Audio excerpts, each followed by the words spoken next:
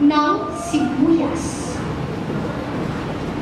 Noong araw, may sambayan kung saan ayaw ng tumila ng mga talingang.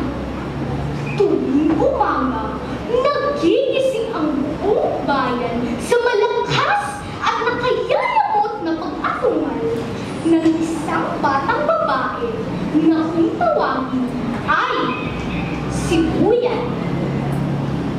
Laging umiiyak si Sibuyan kahit hindi naman siya nalulungkot o nasasaktan. Sa halip na magsabi ng kanyang mga ayaw at gusto, mas hilig talaga ni Sibuyan ang ngoy-ngoy at mag-alala.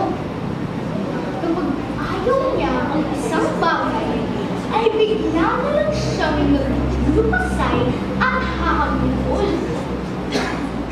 Ngunit, ang hindi nila alam, hindi pala totoo ang mga pag-iyak ng Sibuyan. Nagbubuntari lang itong umiyak upang matawag ang pansin ng kanyang mga magulang.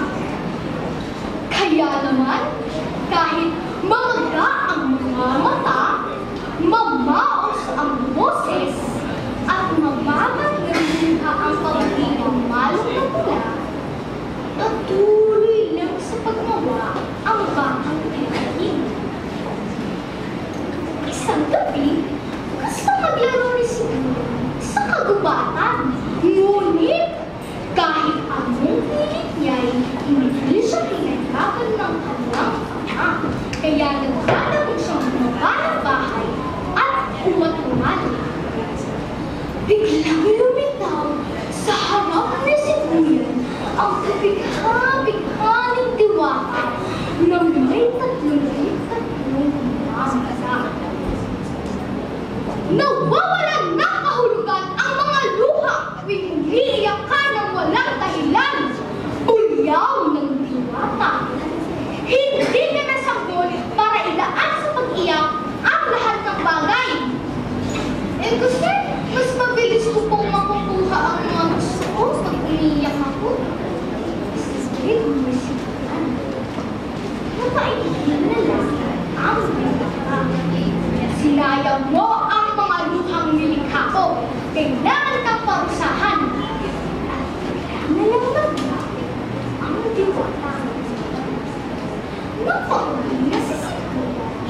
Hindi niya napansin ang nakahusling sa daan. Kaya siya'y nadama. Namin nagsasakit si Sibuyan.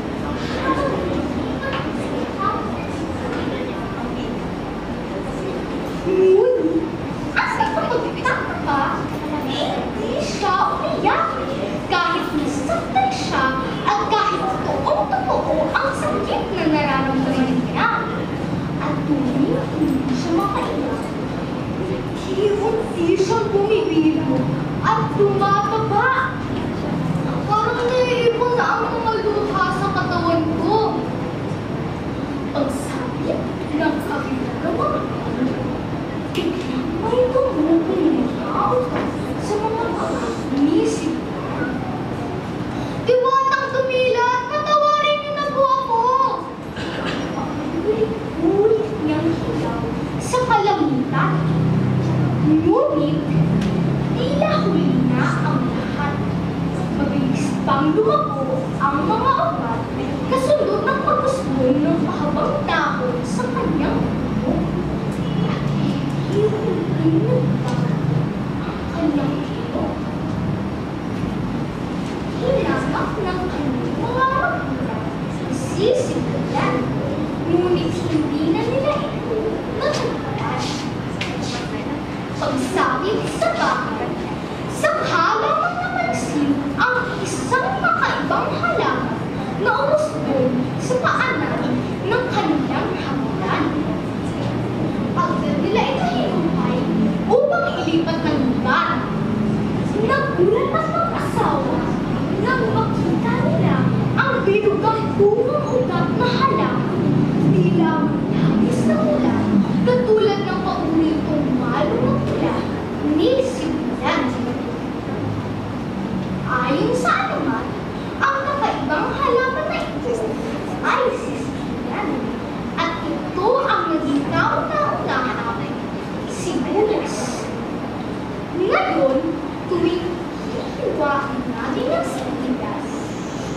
nagsimba